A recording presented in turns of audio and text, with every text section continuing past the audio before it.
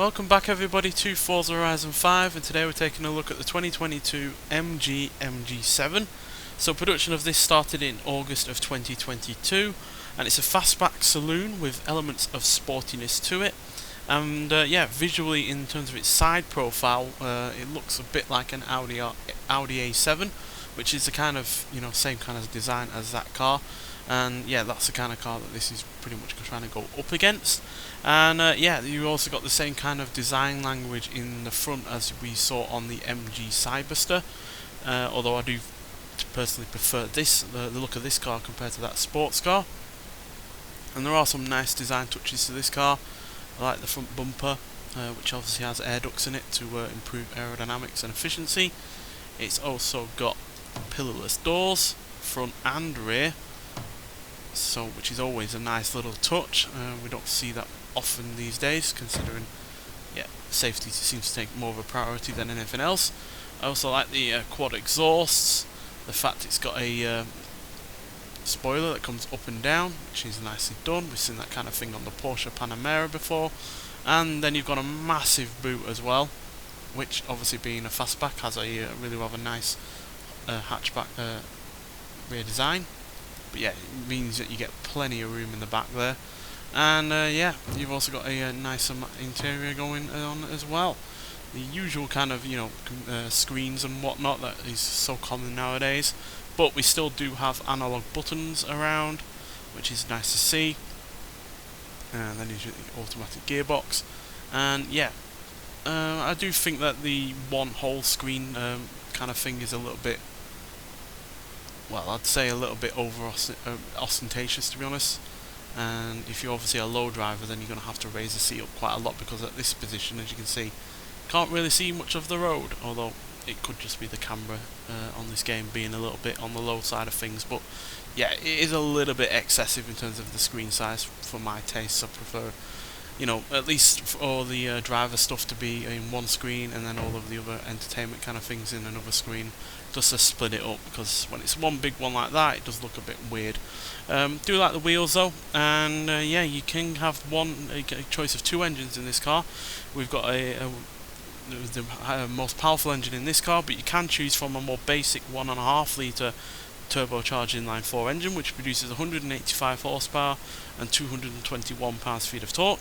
Now that is mated to a 7-speed automatic gearbox, but this version, being the, as we'll show you at the back here, the 405 VTGI Trophy Plus version, has a 2 litre turbocharged inline 4 engine, so you've got an extra 500 cc's there, which now produces 257 horsepower and 298 pounds-feet of torque, which is mated to a 9-speed automatic gearbox. So yeah, I'm not particularly fond of any gearboxes that are more than 7. It just feels a little bit too busy, and that's even worse in this car, as you'll see when we get onto the drag strip on the track. But it does at least mean that it's going to be, should be at least economical at the top end. You get into 9th gear and whatnot, and you shouldn't be turning over too many revs, so you should have a quite an economical car, especially since it's obviously only got a smallish engine.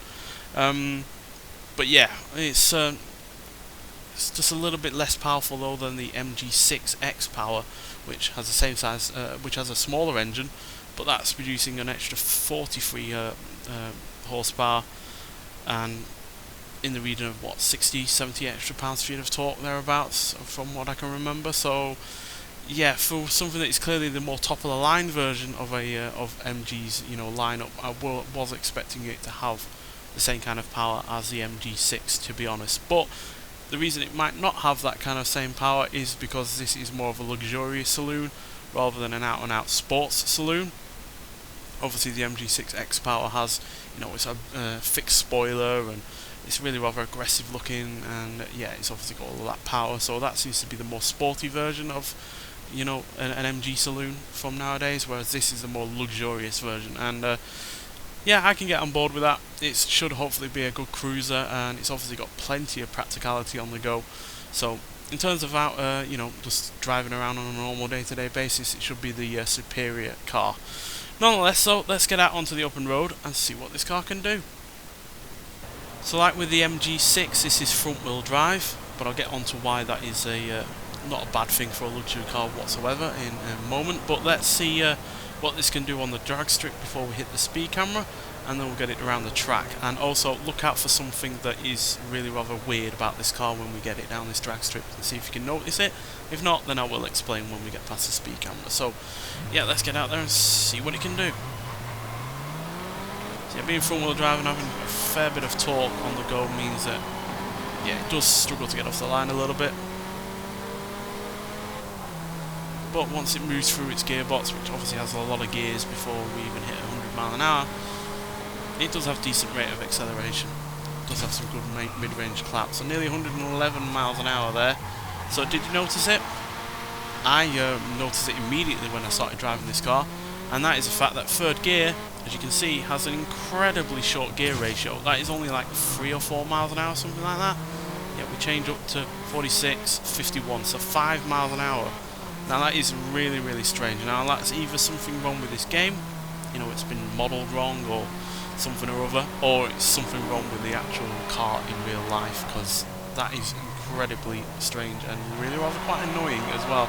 Because it means it's, yeah, third basically means those first few gears are extremely quick, but you're not really getting the most out of the torque or anything like that.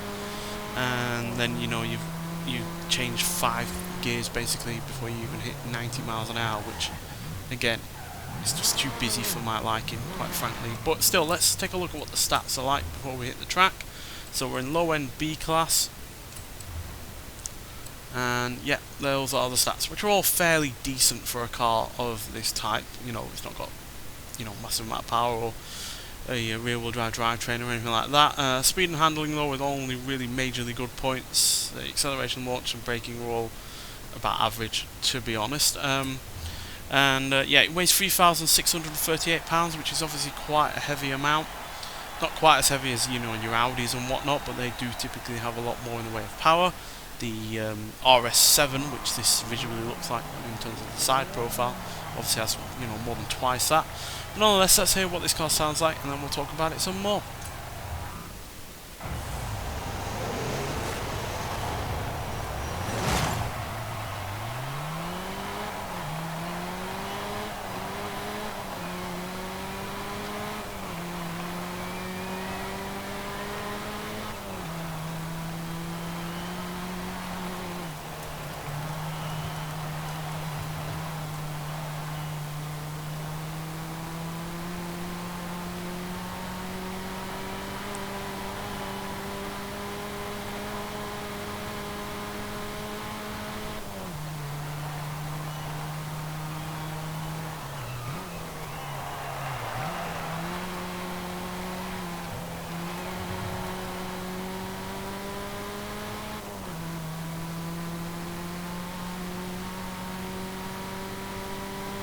So yeah, it's a fairly solid sounding engine on this, just like the MG6 was, to be fair.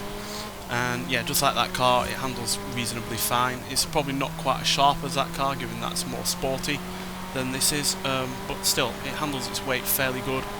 And for a front-wheel drive car with this amount of torque and whatnot, and all of that weight behind it, it's, yeah, you can do a lot worse. Now, I was talking about earlier why front-wheel drive is good for a luxurious car that isn't trying to be a sports car, and that's because it basically keeps all of the mechanicals up front. You know, basically the only mechanical thing that is at the back, you know, is the brakes and the exhaust, but they're not going to intrude into the interior, so you don't have to deal with a transmission tunnel or driveline or anything like that going to the back, and that therefore means that you've got more interior space. Also means you've got more boot space because you've not got a big axle there at the back with a diff or anything.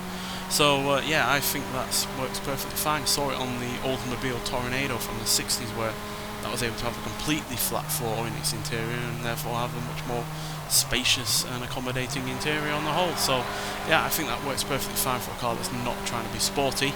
And yeah, acceleration wise on this, despite not being a full-blown sports saloon, is pretty decent as well.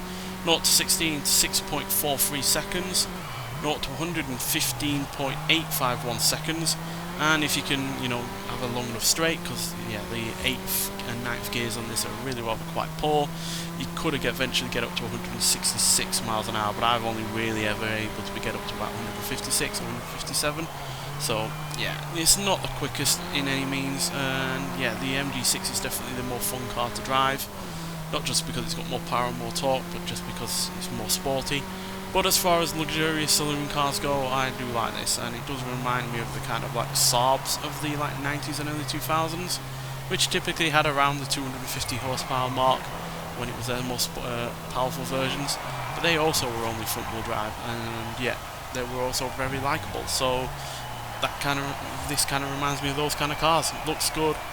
It's got enough power for everyday kind of use, but it's much more of a car to just enjoy driving in terms of being as comfortable as possible, and enjoying all the luxury accompaniments that it's got going on as well. So yeah, it's perfectly fine. I would have preferred the engine from the MG6 in this though. I think that would have made up for it, but on the whole, the only real issue for this is the gearbox, which, especially with that third gear, is pretty hopeless. Hopefully it's just an issue with the game and not an issue with the car in real life, but if it is an issue with the car in real life, I have no idea what they were thinking with that third gear, because yeah, it's pretty useless and yeah, doesn't really help you whatsoever. Nonetheless, so you can get this car in the current festival players for only 20 points. It is well worth getting, and thank you for watching, and I'll see you in the next one. Bye.